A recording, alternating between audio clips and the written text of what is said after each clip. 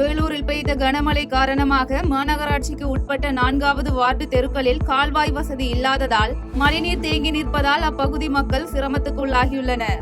தேங்கி நிற்கும் மழைநீரால் நோய் தொற்று அபாயம் இருப்பதால் தகுந்த நடவடிக்கை எடுக்க வேண்டும் எனவும் அப்பகுதி மக்கள் கோரிக்கை விடுத்துள்ளனர்.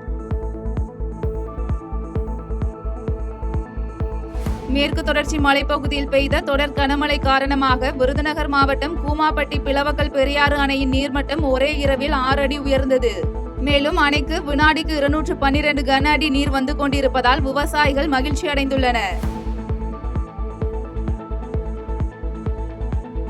விருதுநகர் மாவட்டம் ஸ்ரீவில்லிபுத்தூர் அருகே பழுதான அரசு பேருந்தை பொதுமக்கள் பின்புறமாக தள்ளி இயக்கிய காட்சிகள் இணையத்தில் வைரலாகி வருகின்றன. அரசு பேருந்தின் நிலை இதுதான் எனவும் சமூக வலைதளத்தில் நெட்டிசன் கருத்து தெரிவித்து வருகின்றனர். விழுப்புரம் மாவட்டம் மேல்மலையனூர் அடுத்த தாதிக்குளம் கிராமத்தில் செயல்பட்டு வரும் அரசு ஊராட்சி ஒன்றிய துவக்கப்பள்ளியில் 2 நாட்களாக மழைநீர் தேங்கி நிற்பதால் மாணவர்கள் கடும் அவதிக்குள்ளாகியுள்ளனர். மேலும் 32,80,000 ரூபாய் மதிப்பீட்டில் கடந்த 1 மாதத்திற்கு முன்புதான் புதிய கட்டடம் திறக்கப்பட்ட நிலையில் முறையான வடிகால் வசதி செய்து தரப்படவில்லை எனவும் மாணவர்களின் பெற்றோர்கள் குற்றம் சாட்டியுள்ளனர்.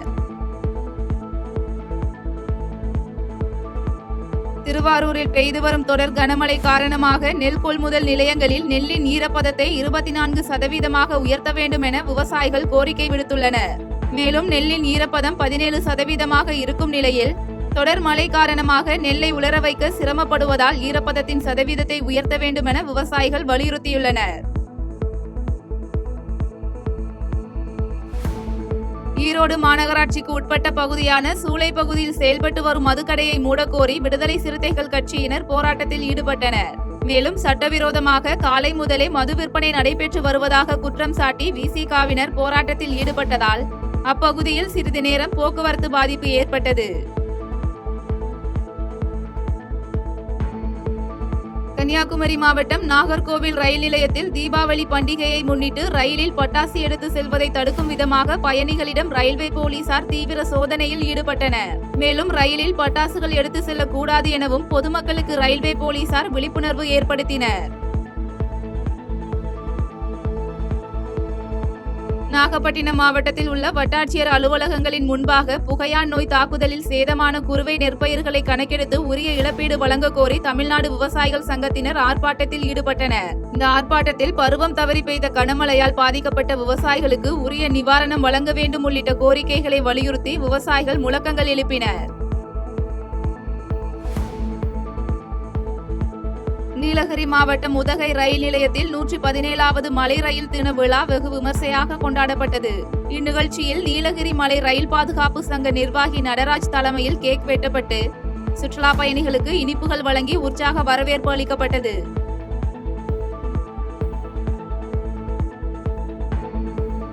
கள்ளக்குறிச்சி மாவட்டம் சங்கராபுரம் வருவாய் வட்டாட்சியர் அலுவலக வளாகத்தில் தீபாவளி பண்டிகையை முன்னிட்டு தீயணைப்புத்துறை சார்பில் தீ தடுப்பு ஒத்திகை நிகழ்ச்சி நடைபெற்றது. இந்த நிகழ்ச்சியில் தீபாவளி பண்டிகையை பாதுகாப்பாக கொண்டாடுவது, பட்டாசு வெடிக்கும் பொழுது விபத்து ஏற்படாமல் எப்படி முதலுதவி அளிப்பது என்பது குறித்து விழிப்புணர்வு வழங்கப்பட்டது.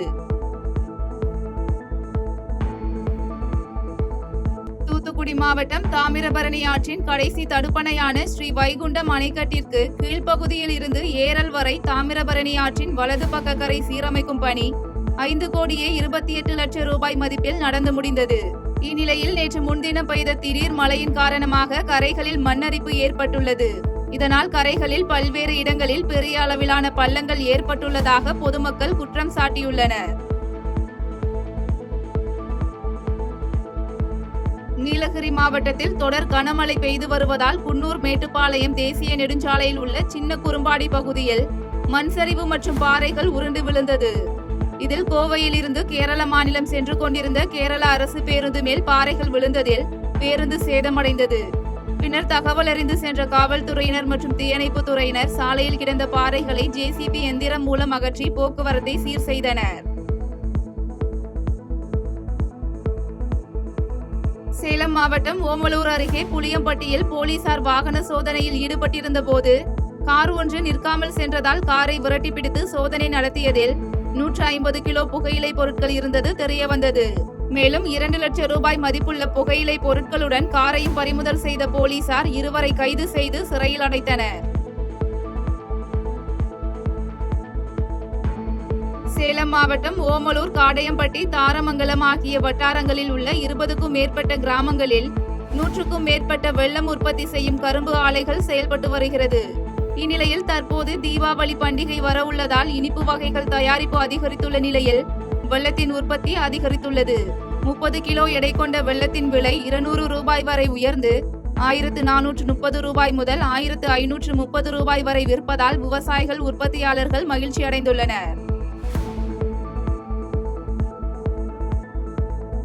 ஈரோடு மாவட்ட காவல்துறை சார்பில் சைபர் குற்றங்கள் தொடர்பாக நடைபெற்ற விழிப்புணர்வு பேரணியை மாவட்ட காவல்துறை கண்காணிப்பாளர் சுஜாதா கொடியசைத்து துவக்கி வைத்தார். இப்பேரணியில் வணிக நிறுவனங்கள் பொதுமக்களுக்கு சைபர் கிரைம் குறித்த விழிப்புணர்வு துண்டு பிரசுரம் வழங்கி விழிப்புணர்வை ஏற்படுத்தியவாறு 300க்கும் மேற்பட்ட கல்லூரி மாணவ மாணவிகள் பேரணியாக சென்றனர். காஞ்சிபுரம் மாவட்டம் மாங்காடு அடுத்த சக்கரா நகர் பகுதியில் தனியாருக்கு சொந்தமாக செயல்பட்டு வரும் போதை மறுவாழ்வு மையத்தில் 100க்கும் மேற்பட்டோர் தங்கி சிகிச்சை பெற்று வந்துள்ளனர். இந்நிலையில் போதை பழக்கத்திற்கு அடிமையாகி சிகிச்சை பெற்று வந்த 35 பேர் திடீரென ஒன்று கூடி காவலாளியை தாக்கிவிட்டு போதை மறுவாழ்வு மையத்தில் இருந்து தப்பி சென்றதால் அப்பகுதியில் பரபரப்பு ஏற்பட்டது. தென்காசி மாவட்டம் சங்கரன்கோவில் பகுதியில் தொடர்ந்து மழை பெய்து வருவதால் ஆயல்பட்டி கிராமத்தில் 3 தெருக்களும் குளம் போல் காட்சி அளிப்பதாகவும் சாக்கடை கழிவு நீரும் மழைநீரும் தேங்கி நிற்பதால் பொதுமக்கள் வெளியே செல்ல முடியாத நிலையில் அவதியடைந்து வருவதாகவும் குற்றம் சாட்டியுள்ளனர். மேலும் இதுகுறித்து அதிகாரியிடம் மனு கொடுத்தும் தங்களுக்கு எந்தவிதமான நடவடிக்கையும் இல்லை என்பதால் மாவட்ட நிர்வாகம் இதற்கு கவனம் செலுத்தி நடவடிக்கை எடுக்க வேண்டும் என கோரிக்கையும் வைத்துள்ளனர். போன வருஷம் நாங்க பெடிஷன் கொடுத்தோம், போய் கலெக்டர் ஆஃபீஸ்ல போய் கொடுத்து அதுக்கு அவங்க நடவடிக்கை எடுக்கவே இல்லை. இப்போ போன வருஷம் மழையில் கடந்து நாங்கள் சீரழிஞ்சிட்டோம். பிள்ளைங்க எல்லாமே நோய்வாய்ப்பட்டு தண்ணி இல்லாமல், சாக்கடைக்கில் வண்டி போக்குவரத்து இல்லாமல் நாங்கள் ரொம்ப கஷ்டப்பட்டுட்டோம். இப்பவும் அதே மாதிரி இப்போ இந்த 2 நாள் மழையில் ரொம்ப தண்ணி தேங்கி கிடக்கு. விருதுநகர் மாவட்டம் ஸ்ரீவில்லிபுத்தூரில் அமைந்துள்ள நகராட்சிக்கு உட்பட்ட அரசு திருவி கல்யாண சுந்தரனார் நடுநிலைப்பள்ளி மற்றும் மேல்நிலைப்பள்ளி வளாகத்தில் பெய்த மழையால் மழைநீர் தேங்கியுள்ளது. மேலும் பள்ளி வளாகத்தில் நீர் வடிகால் வசதி சரிவர இல்லாததால் மழைநீர் வெளியேறாமல் தண்ணீர் தேங்கி இருப்பதால் மாணவ மாணவிகளுக்கு நோய் தொற்று பரவும் அபாயம் இருப்பதாக பெற்றோர்கள் குற்றம் சாட்டியுள்ளனர். கடலூர் மாவட்டம் விருத்தாசலம் அருள்மிகு விருத்தகிரீஸ்வரர் திருக்கோயிலின் உண்டியல்கள் திறந்து எண்ணும் பணி நடைபெற்றது. இதில் 13,24,433 ரூபாய் பணமும் 6 கிராம் தங்கம் மற்றும் 111 கிராம் வெள்ளி ஆகியவை காணிக்கையாக பக்தர்களால் செலுத்தப்பட்டதாக கோயில் நிர்வாகம் தரப்பில் தெரிவிக்கப்பட்டது.